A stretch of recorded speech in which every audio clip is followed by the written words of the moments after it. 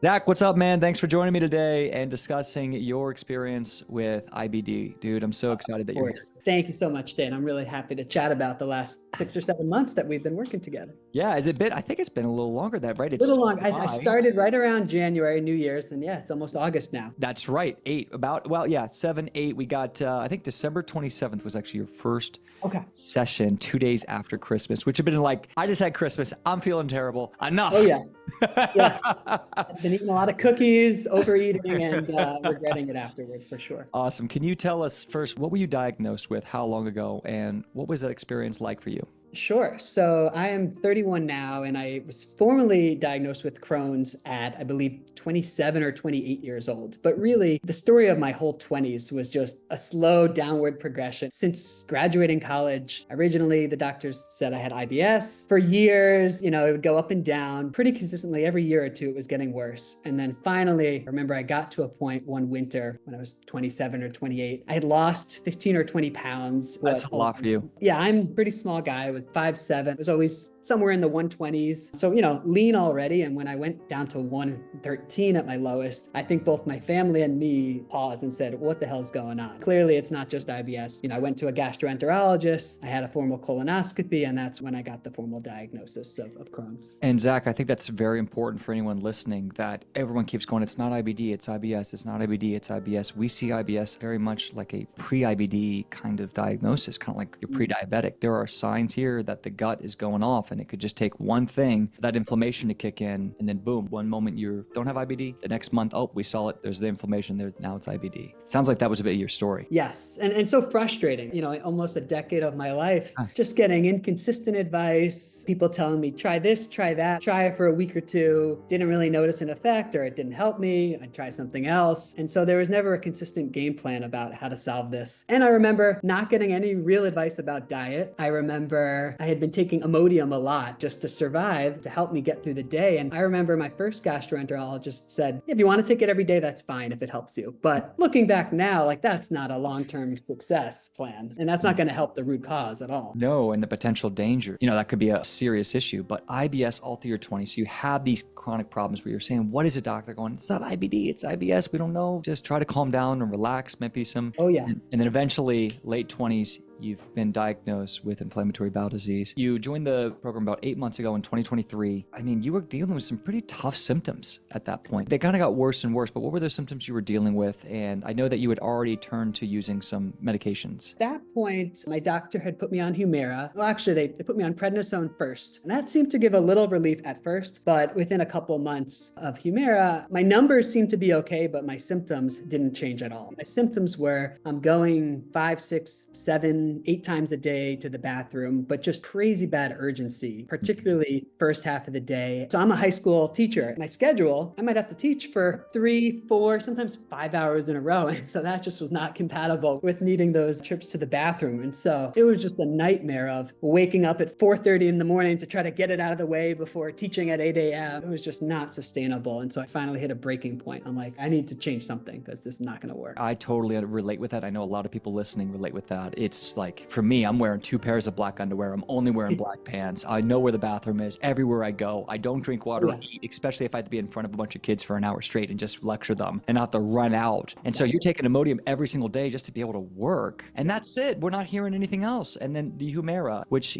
biologic, you started going on. And I know you've been on that for a while before the S.H.I.E.L.D program, but you had mentioned that your doctor, it was not getting better. It was getting worse. And then your doctor discussed maybe just continuing to increase the dosage of biologics as the next thing. Tell us a little bit about that. Yeah, so like I said, it never really seemed to resolve my symptoms, but at least the CalProtectin, the inflammation levels, they were pretty stable. And it wasn't until right before joining your program where my CalProtectin spiked. I had always been pretty managed, below 50, and then I got one at 600. And it was also when I was feeling the worst. And so that really was alarming to me. And that's when, like you said, right after Christmas, I finally made the call and I said, I need to talk to somebody because whatever I'm doing, it's not enough. And that's why we're here. We're not here to compete or argue and say doctors are wrong. We're here to add support, give community, help teach, help educate, help empower. I believe you're having about 5 to 7 bowel movements before the program. So not a ton, but too much. And then you were having pretty large amounts of urgency, as we talked about. Tons of urgency, loose stool, some undigested food, minimal amounts of undigested, large amount of cramping. Yeah.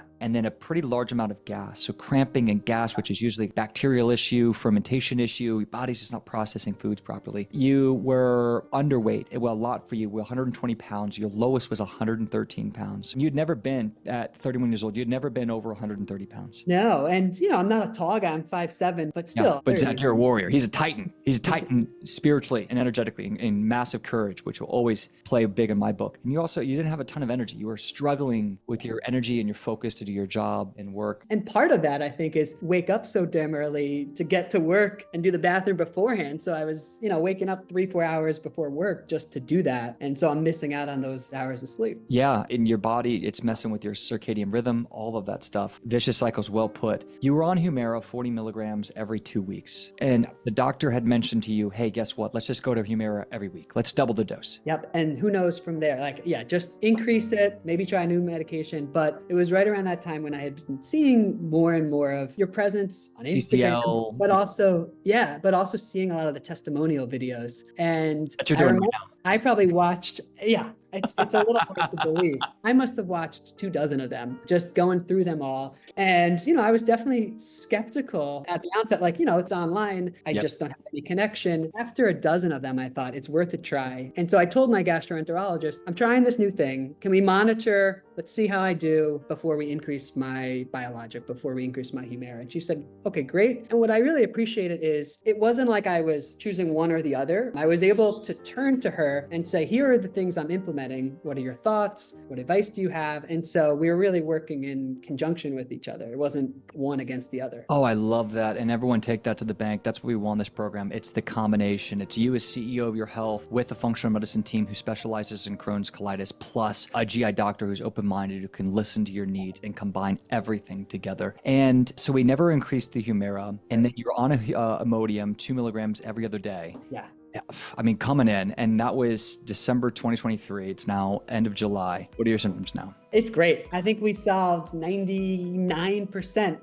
Now I've heard you and others talk about, we're still human beings, right? There's still a day we're not walking on water. We're not walking on water. Everyone go twisted. We're human. We eat something. We don't feel this. There's stress. Something, we might notice a little bit of GI issues. But now I can identify it and I can respond appropriately. Now, for the last several months, I'm going 2 to 3 times a day. Urgency, hardly at all. No gas or bloating. Haven't taken Imodium in months. You're taking it every other day. You haven't taken it in months. Every other day. I'm mad because I bought a year's supply that's just sitting in the bottom drawer, not getting used. But hopefully I never have to go back to it. I gained 15, 20 pounds of weight. Like we said earlier, I had never been in the 130s. I remember my coach, we were talking about weight gain goals. And I said, maybe 125 would be a good goal. He said, let's do 135. I laughed at it. And here I am today, 135, 137 sometimes. Never felt like that before. So I'm 31 years old. You've never weighed this much in your entire life. And so you're 100. I mean, this is getting me excited, Zach, but you're 135 pounds, 137 on a good day when you really throw down that food. No Imodium. You kept your Humira the exact same. Your CalProtectin went right back down. It went literally, even though it's been a nice and slow and steady progress, the CalProtectin went from 600 to 9 in the matter of 6 or 8 weeks, really quickly. Yeah. Everyone listening can't guarantee that with every one person. This is coaching. This is customized plan. This is run it. And Zach had been working on this. And, the combination of a biologic plus natural medicine can have a compound effect because you have so much to calm it down. And we're treating some of those root issues that needs help with. No cramping and pain, normal gas, no urgency, normal stool. No one has food in the stool. 2 to 3 bowel movements a day. You're the most you've ever weighed in your life. How is this possible, Zach, dude? I mean, you just came on. You're like, is this a scam? I don't know what I can do. I'm watching all these testimonies. Now you're doing a testimony yourself. And we were talking about it, wondering who are these people that are on the world? Does this really work? I know you were with Coach Armand. He's an amazing coach. He's got so many reps, so much experience. How important was he in your success in this program? Huge. I mean, there's no way I could have done it without him. Yep. For me, I think the thing that drew me to this program is every single coach has dealt with this in some form in their own lives.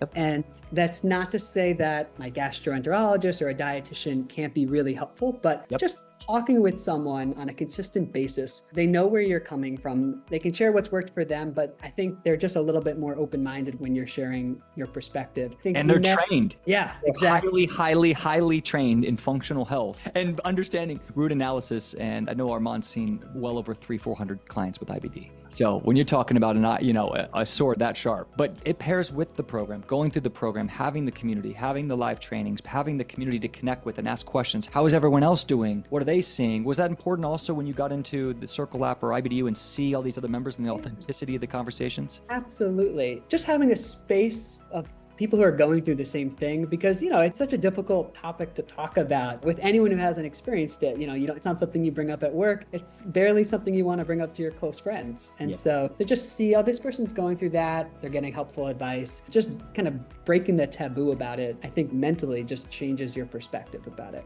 Amazing, amazing. Now, anyone out there who's relating with this, who says, I've been complying with everything the doctor said, I've been dealing with this for years, I just feel like I need that extra edge. Is there one thing in your plan? And mind you guys, before I ask this question, he had a customized plan. It was refined over months of work, and it was all compounded together to get the result. But if there's one thing you want to highlight, it was an herb, a supplement, a strategy, something that you're like, man, that really helped me. I'll give you two. I think overarching is just whenever we start something new, like you've said before in your videos, slow and steady and gradually increasing it over time. I think Titration. That was my problem for a decade of I'd try something and maybe it was good in theory, but I wouldn't know how to implement it into my life. And so I might go from 1 to 100 and my body would react poorly and I'd never try it again. Yep. Understanding how to titrate is so extremely valuable. If you don't understand that, you can't get long-term results because you have to know, what does this do? What's the category of the product? Is this an antipathogenic? Is it a probiotic? How does this work? Can I go quickly? What's a dosage that I could look at? Understanding your drainage pathways, all that great stuff. So that's great. What's the second one? The other, I think, is the Elemental Shake and the Absorb Plus, which kind of is a ready-made shake as well. When I was at my lowest, it was just hard to digest anything solid for the most part. And so just having a source of nutrients and getting the calories in helped me at the lowest point slowly get back in the right direction. And I think within that, I was slowly able to incorporate more fiber. And I think for many people like me, fiber was my worst enemy.